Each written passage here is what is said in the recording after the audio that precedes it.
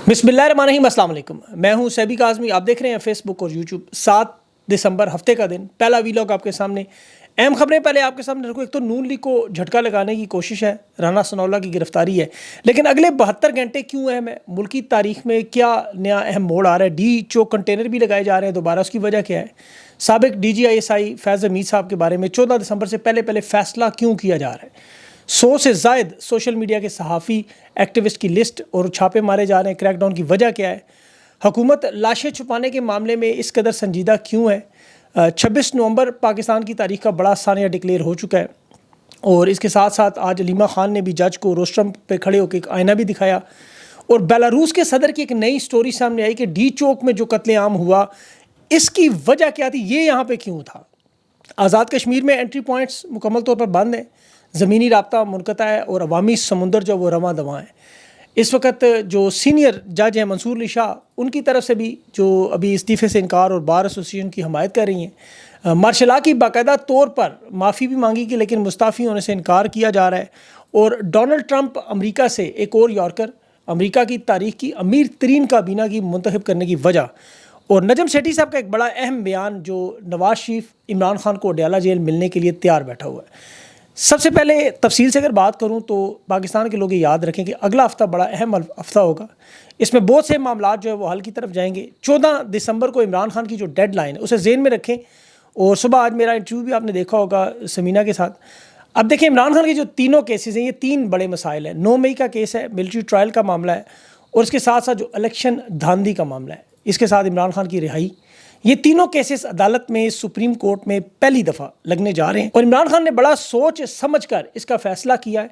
और उसकी वजह यह है कि इमरान खान को अंदाज़ा था कि ये सिविल नाफरमानी और बाइकाट के मामलात की तरफ जाना है, तो अवामी ताकत को इकट्ठा किया जाए। उसमें फ़ॉरेन रेमिटेंस वगैरह का मामला भी। अब ये तीनों केसेस 9 मई, जिसमें सबसे अहम केस जो इमरान खान के ऊपर बनाया गया, और उसमें जनरल फैज़ को मरकज़ी किरदार बनाने की पूरी कोशिश थी। और ये इमरान खान की डेडलाइन से पहले जनरल फैज़ के मामले को हल करना चाहते थे। माजी में मलिक रियाज को, बुशरा बीबी को, दीगर लोगों को इन्होंने कोशिश की कि वादा माफ गवा बनाए, लेकिन जनरल फैज़ के मामले में अभी तक ये मामला इनसे हल नहीं हुआ। उसने साफ कहा, मेरा इनके साथ कोई ऐसा ताल्लुक़ नहीं, कोई मामलत नहीं, रिटायरमेंट के बाद कभी रब्ता नहीं हुआ। उसे मिलिट्री ट्रायल से भी डराया जा रहा है, धमकाया जा रहा है। अभी अगर उनकी बातें तस्लीम नहीं करेगा तो मिलिट्री ट्रायल के हवाले से फिर कोर्ट मार्शल करके ये इमरान खान पर दबाव बढ़ाने की कोशिश करेंगे। इसीलिए 10 दिसंबर और 11 दिसंबर को इमरान खान ने ये तीनों केसेस जो है सुप्रीम कोर्ट में डालें। आईनी अदालतें हैं, बिलाशुबा 26वीं तरमीम के बाद वहाँ जस्टिस अमीनुद्दीन खान जैसे रबर स्टैम्प जज लगे हुए हैं। लेकिन इमरान खान हुज्जत तमाम पूरा करना चाहते हैं, और उसके बाद फिर पेशावर का जलसा, और फिर वो जो अवामी मुहिम का आगाज़ होगा, जो सबसे अहम मामला होगा, वो हुकूमत को गिराने के लिए काफ़ी होगा। ये 10-11 की तारीख, उसके बाद 14, ये पूरा हफ्ता बड़ा अहम होगा। एक एक दिन जो है इस वक्त काउंट किया जा रहा है। नजम सेठी साहब ने जो भी खबर दी उनकी चिड़िया के हवाले से कि नवाज शरीफ को इन मामलात की समझ आ रही है, और वो अडयाला जेल इमरान खान के पास जाने को तैयार है कि दरमियानी रास्ते पर खान को मनाने के लिए, कौमी हुकूमत के लिए ये सारी कोशिशें की जाए। अभी अलीमा खान ने भी कहा कि खान को कहा 20 दिन में आपको छोड़ देंगे, जलसा ना करें। लेकिन खान ये मामलात अवाम की अदालत में लेके जाना चाहते हैं। और ख़ास तौर पर देखिए, जो 26 नवंबर का मामला है, ये डी चौक में लाशों का मामला, तहरीक इंसाफ के साथ जो हुआ, अवाम के साथ जो हुआ, ये एक बहुत बड़ी चार्जशीट है। उसकी गवाही अब हुकूमत के अपने लोग खुद भी दे रहे हैं। अब देखिए, साबिक वज़ीर-ए-आज़म खाकान अब्बासी का बयान आज सुने कि वो कह रहे हैं, और उनके अलावा हुकूमती लोग खुद कह रहे हैं कि खाकान अब्बासी के जो बयान के मुताबिक कि 2017 में धरना हुआ, गलत सही को छोड़ दें, लेकिन गोली नहीं चली। और वो बता रहा है कि सियासी जमातें, अदालतें और फ़ौज इकट्ठे बैठ कर फैसला करें कि मुल्क को चलाना कैसे है। 26वीं तरमीम कहता है हर सूरत में वापस होगी, और ये भी लोग सिंध हाई कोर्ट में मुकदमा करने जा रहे हैं। हुकूमत के लिए मैं बार बार ये बात आपको जो बता रहा हूँ, 26 नवंबर के शोहदा पर गोली क्यों चलाई, इंटरनेशनल लेवल का मामला बना हुआ है। उस पर ये हर गुजरता हुआ दिन उंगलियों पर गिन रहे हैं, क्योंकि उन्हें पता है कि अभी तो उनके पास वक्त मौजूद है 20 जनवरी तक। इससे पहले जो कर सकते हैं करें, ताकत का खेल खेलें, लोगों को दबाएं, मारें, पीटें, जो मर्ज़ी करें। लेकिन लाशों को गायब करना, शवाहिद मिटाना, सबूत मिटाना, इसकी हर मुमकिन तफ्तीश ज़रूर होनी है। और ये अभी उसकी वजह देख लें, क्योंकि पाकिस्तान में रिपोर्टिंग हुई, ट्वीट्स हुई, सोशल मीडिया समेत सहाफ़ियों ने, सिविल सोसाइटी ने ये गोलियां चलती हुई दिखाई हैं, लाशें दिखाई हैं, अस्पतालों के रिकॉर्ड दिखाए हैं, ज़ख्मियों को दिखाया है, जेलों में जो लोग थे वो दिखाए हैं। तो अब वो सब लोग जिन्होंने ये सारी मामलात रिपोर्टिंग की, उन पर क्रैकडाउन, क्योंकि दुनिया के सामने उन्होंने हक़ाइक़ रख दिए। अब ज़ाहिर है ये CNN, अल जज़ीरा या BBC के नुमाइंदों को गिरफ़्तार कर नहीं सकते, لیکن انہوں نے سوچا کہ ماضی میں جیسا لال مسجد کا واقعہ دبا لیا، بلوچستان میں اکبر بگٹی کی شہادت کو دبا لیا، بنگلہ دیش کا واقعہ دبایا، اس کو تسلیم ہی نہیں کرنا، معاملات چاہے بلوچستان کے ہوں، خیبر پختونخوا کے ہوں، یا تو مٹی پا دو یا خفیہ انداز میں لاشیں غائب کر دیں، پتہ ہی نہ چلے۔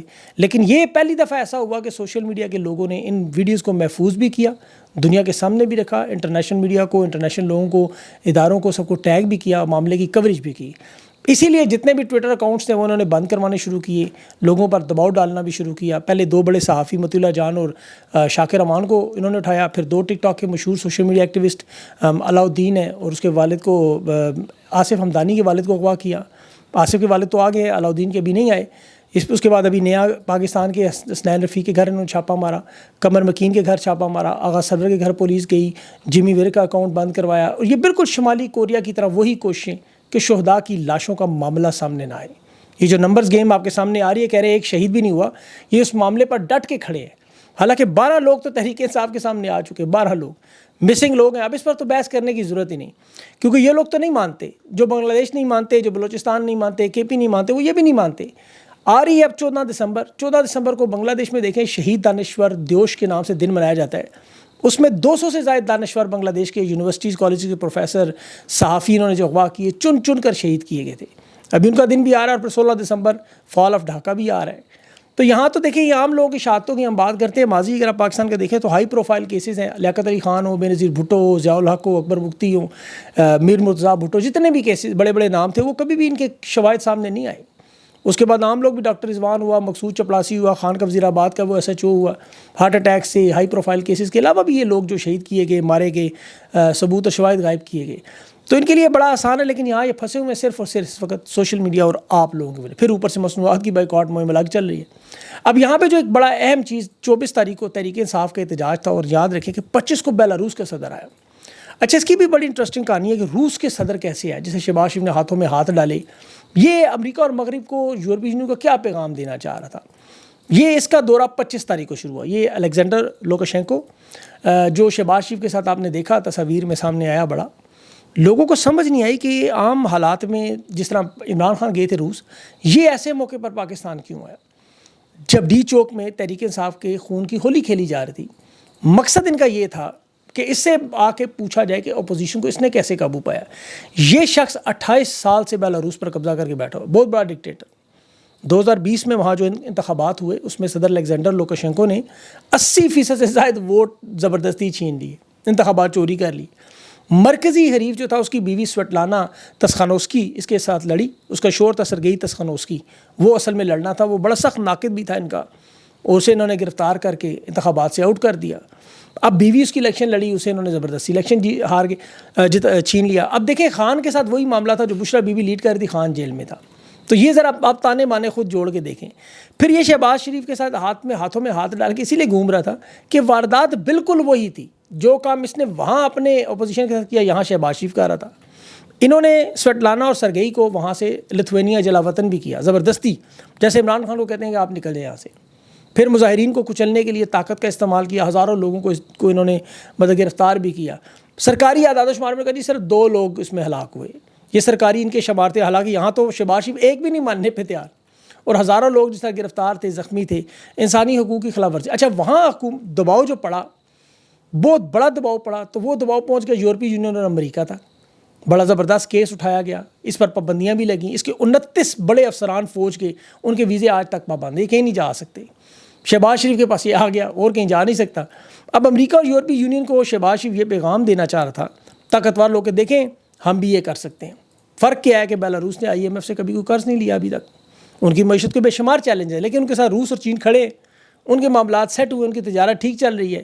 اب یہاں پہ اسٹیبلشمنٹ نے نہ تو روس کے ساتھ تعلقات بنائے نہ چین کے ساتھ۔ خان کی حکومت جو گری وہ روس کے دورے کی وجہ سے روس جانتا ہے۔ چین کے ساتھ جو معاملات ہے وہ آپ کے سامنے ہے کہ چین کے سفیر کے ساتھ جو ہوا، پھر چین تو اپنی فوج یہاں لانا چاہتا ہے، وہ ان سے تنگ پڑے گے، لیکن انویسٹمنٹ پھنسی ہوئی ہے، اس وجہ سے وہ پھنسے ہوئے ہیں۔ باقی امریکہ کی طرف سے اور جو معاملات شروع ہونے ہیں وہ ہونے ہیں 20 جنوری کے بعد۔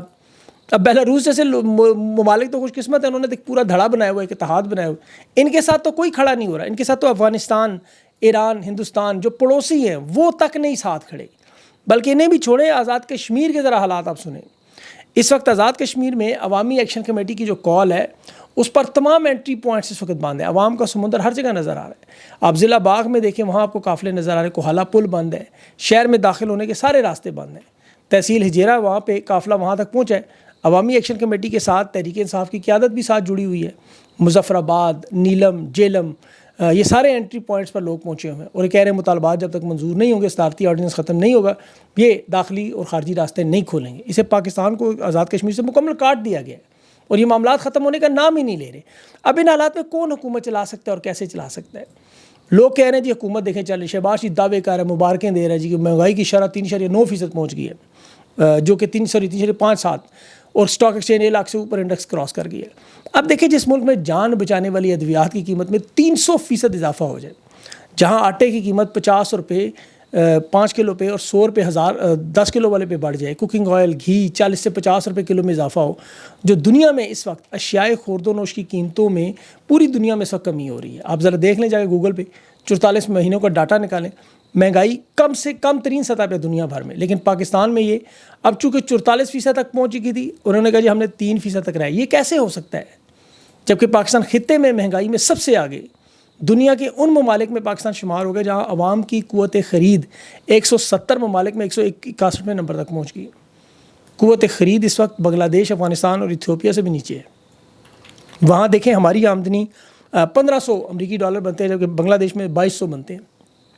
اب حکومت جو دعوے کر رہی ہے کہ ہم نے 40% مہنگائی کم کر دی, یہ اصل میں 40% مہنگائی نہیں کم ہوئی, جو رفتار تھی مہنگائی کی اوپر جانے کی اس میں 40% کمی آئی ہے. یہ بڑا زمین آسمان کا فرق ہے. اب چونکہ لوگوں کی آمدنی کا مسئلہ ہے, کیونکہ مہنگائی تو تب کم ہوتی ہے جب آپ کی آمدنی میں اضافہ ہو, اس کے بغیر تو کوئی فائدہ نہیں ہے. اب جب آپ اشیاء خورد و نوش خرید نہیں سکتے, قیمتوں کی اضافے کی رفتار سست ہو جائے, اس کا یہ مطلب نہیں قیمتیں کم ہو گئیں. جو بنیادی ضروریات ہیں جیسے کھانا ہے, تعلیم ہے, صحت ہے, رہائش ہے, وہ پہلے سے مہنگی ہے, اور اوپر سے غیر مستحکم معیشت ہو تو لوگ کیا کرتے ہیں, بچت کم کر دیتے ہیں, لوگ خریدنے میں احتیاط کرتے ہیں, معیشت مزید سست ہوتی ہے اور غربت میں مزید اضافہ ہوتا ہے. تو اس لیے جب تک آمدنی میں اضافہ نہ ہو یا روزگار کے مواقع کی کوئی پالیسی نہ ہو, مہنگائی کم کرنے سے کوئی فرق نہیں پڑتا. اس طرح کی مہنگائی, میں آپ کو اس کی چھوٹی سی مثال دے دیتا ہوں کہ فرض کریں 2000 روپے آٹے کی قیمت ہے, وہ 1800 ہوگی, جو اچھی بات ہے, آٹا سستا ہوا, لیکن لوگوں کی آمدنی ادھر ہی ہے. اب 1800 کا آٹا بھی وہ نہیں خرید سکتے تھے, 2000 کا بھی نہیں خرید سکتے تھے. اگر آپ کی آمدنی 10,000 ہے, اس میں آپ پہلے ہی بجلی, گیس, کرایہ, دیگر ضروریات دے رہے ہیں, اور ایسے میں آپ پیسے نہیں بچا سکتے آٹے کے لیے, تو قیمت چاہے 200 کم ہو یا 400 کم ہو, آپ کی زندگی پہ کوئی اثر نہیں ہوگا. اسی لیے جب تک آپ کی آمدنی میں 10,000 سے وہ 15,000 نہ ہو, کوئی فرق نہیں پڑتا. اب اسٹاک ایکسچینج میں واردات دیکھیں, کہہ رہے ہیں جی کہ قیمتوں میں چونکہ وہاں کمی ہوئی ہے اس سے بڑا فائدہ, اسے عوام کو کوئی فائدہ نہیں ہوگا. میں آپ کو ثابت کر کے دے سکتا ہوں, یہ فائدہ صرف اور صرف سرمایہ کاروں کو ہے جو منافع کماتے ہیں. عام لوگ جو مہنگائی اور کم آمدنی سے متاثر ہیں وہ اس میں شامل نہیں ہیں. یہ کمپنیاں اسٹاک ایکسچینج کے ذریعے اپنی یا تو پیداوار بڑھائیں, نئی فیکٹریاں لگائیں, لوگوں کو نوکریاں دیں, پینشن کے فنڈ میں لگائیں, بچت اسکیم میں فائدہ کریں, جو انہوں نے پنجاب میں پینشن ہی ختم کرنی شروع کر دی ہے. اب اسٹاک مارکیٹ میں 8-9 بڑے خاندان ہیں اور ان کے ساتھ کچھ ریٹائرڈ لوگ ہیں, سرمایہ کار ہیں, کچھ چند کمپنیوں کو فائدہ ہو جاتا ہے. سٹہ بازی کا کھیل ہے, اس میں پراپرٹی بیچ کے جلدی سے پیسے کمائے, سٹہ بازی میں لگائے, تھوڑا سا منافع کمایا, پیسے دبئی ٹرانسفر یا برطانیہ ٹرانسفر. آپ دیکھیں دبئی لیکس میں سب سے زیادہ پاکستانیوں کی پراپرٹیاں, پنڈورا پیپرز پڑے 7,000 پاکستانیوں کے وہاں محلات ہیں. دبئی میں تو 50% پراپرٹیز پاکستانیوں کی. تو یہ وہی پیسہ ہے جو پاکستان سے نکل کر پھر وہاں پہنچ جاتا ہے. اب اس میں آپ دیکھیں, میں آپ کو ایک چھوٹی سی ایک اور اسٹاک ایکسچینج کی مثال دوں جو لوگ بڑا پوچھتے ہیں بار بار. ایک رجسٹرڈ کمپنی ہے ولسن فارماسیوٹیکل, اس کے آپ حالات دیکھیں. یہ جب اسٹاک ایکسچینج گری ہوئی تھی, جان بچانے کی ادویات کی قیمت تھی 95 روپے. آج اسٹاک ایکسچینج مصنوعی طریقے سے کہہ رہے ہیں جی 1 لاکھ کے انڈیکس کو بھی کراس کر گئی. تو جان بچانے والی انہی ادویات کی قیمت 95 سے 250 تک پہنچ گئی. عوام کو فائدہ ہوا یا نقصان؟ 155 روپے جس دوائی کی قیمت میں اضافہ ہو جو آپ نے دینی ہے, تو وہ تو سرمایہ کار کو مل رہی ہے, وہ تو اپنا سرمایہ باہر بھیج دے گا, عوام کو تو وہ دوائی سستی نہیں مل سکتی. تو یہ بڑا سادہ سا فارمولہ ہے. یہ دنیا کہاں سے کہاں 2024 میں پہنچ گئی ہے. ابھی جنوبی کوریا میں دیکھیں, وہاں پاکستان جیسی واردات کی کوشش ہوئی, مارشل لا لگانے کی کوشش ہوئی, صدر نے فوج کو بھی بلایا, سیم وہی کوشش تھی, لیکن گولی نہیں چلی. عوام سڑکوں پر نکلی اور مارشل لا ختم. صدر نے آج معافی بھی مانگ لی, اور لیکن استعفیٰ دینے سے انکار کر رہا ہے, ٹی وی پہ آ گیا. اب اس کا وہ ظاہر عدم اعتماد کی ووٹنگ ہوگی کہ ہزاروں لوگ اس کے استعفے کا مطالبہ کر رہے ہیں. لیکن وہاں لوگوں نے اپنی اس جمہوریت کو بچایا, ملک کو بچایا, ورنہ وہ شمالی کوریا بن جاتے ہیں. ان کے میں حالات آپ کو بتا چکا ہوں. اب یہاں ان حالات میں جب یہاں یہ واردات کرنے کی کوشش کی جا رہی ہے کہ طاقت کا کھیل, بس جو اٹھے مار دو, جو بولے اٹھا لو, جو آپ کے سامنے آئے اس کو گرا دو, تو اس طرح معاملات تو کبھی حل نہیں ہوں گے. طاقت سے اگر یہ معاملات حل ہوتے تو شمالی کوریا دنیا کا سب سے بڑا ملک بنا ہوتا, آج روس دنیا کا سب سے عظیم ترین ملک ہوتا، جمہوریت ہوتی دنیا کی سب سے بڑی، ہندوستان آپ کے سامنے، وہاں دیکھ لیں۔ اچھا، اگلا معاملہ رانا ثناء اللہ کی بھی بات کریں، اس کی گرفتاری کی جو خبریں آ رہی ہیں، ایک تو ان کے جو بیانات ابھی حالیہ عمران خان کی جیل کی تعریف پر، تحریک انصاف پر ہوتے ہوئے مظالم پر انہوں نے بات کی، اور کہ یہ بات جو اس کی بڑی اہم تھی کہ سیاسی جماعت کو طاقت سے نہیں جبا، یہ بات بہت بری لگی ہے۔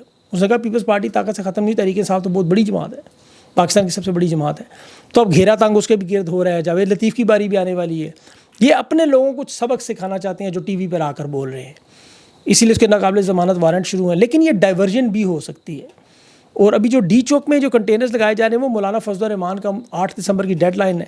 مولانا نے فی الحال تو اپنے دینی مدارس کا معاملہ سامنے رکھا ہوا ہے کہ ان مدارس کو جو بند کرنے کی کوشش کی جا رہی ہے، مولانا نے، یہ مولانا پر دباؤ بڑھانے کی کوشش ہے، مولانا کو تنگ کر رہے ہیں کہ وہ مدرسے ظاہر ان کی کمزوری ہے، مولانا کہہ رہے ہیں میرے بچے وہاں پڑھ رہے ہیں، دین اور اسلام سیکھ رہے ہیں، وہ ان کے بچوں سے زیادہ قابل ہے، اگر انہوں نے گڑ میں زہر دینے کی کوشش کی اسٹیبلشمنٹ نے تو وہ میں نہیں مانوں گا، وہ ڈی چوک آنے کی بات کر رہے ہیں۔